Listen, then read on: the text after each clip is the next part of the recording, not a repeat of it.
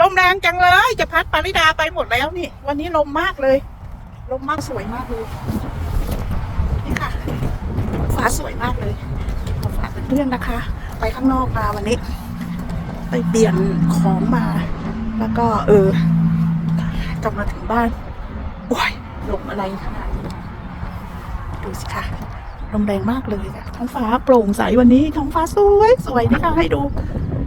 ท้องฟ้านะคะให้ดูท้องฟ้าสนามหญ้าปาริดานะคะเดี๋ยวพาเดินไปนิดนึง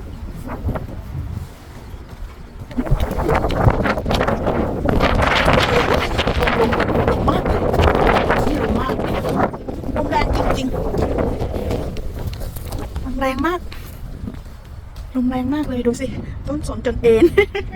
สนต้นนี้เอ็นไปเอ็นมาดูสิต้นไม้ไม่มีใบนะก็ยังเอ็นเลยนะเห็นไหมคะค่ะโอ้ยทิวลิปตรงนี้ก็ขึ้นแล้วค่ะค่ะทิวลิปตรงนี้ขึ้นแล้วขึ้นนิดนี่ค่ะพาชมสนามหญ้าอีกหน่อยก็จะได้ตัดหญ้าแล้วนะคะอีกหน่อยจะได้ตัดหญ้าแล้วค่ะดูพอหิมะไปนะก็ขึ้นมาแล้วหญ้าก็ขึ้นมาเขียวชอุ่มกำลังเขียวแล้วค่ะนี่ค่ะพาเดินชมท้องฟ้าสวยๆ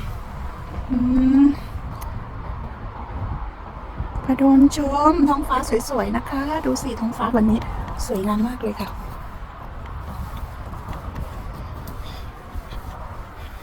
ชมธรรมชาติ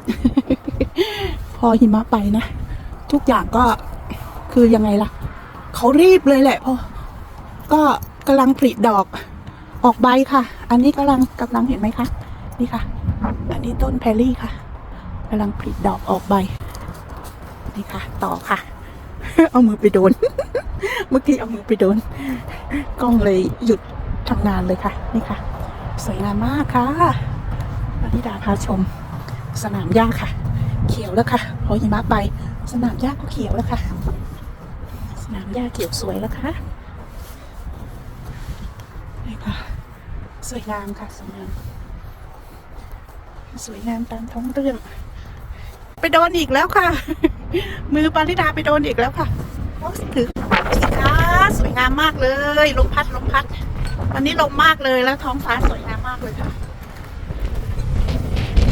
เก็บมาฝากนะคะเพื่อนๆเก็บมาฝากค่ะ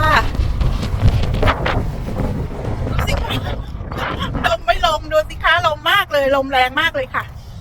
แรงมากลมแรงมากดูพระอาทิตย์ตอนนี้5 โมงค่ะ5:12ค่ะสวยงามมากเลยวันนี้อากาศดีวันนี้อากาศอยู่ที่12 องศานะคะค่ะมาฝากเพื่อนๆนะคะวันนี้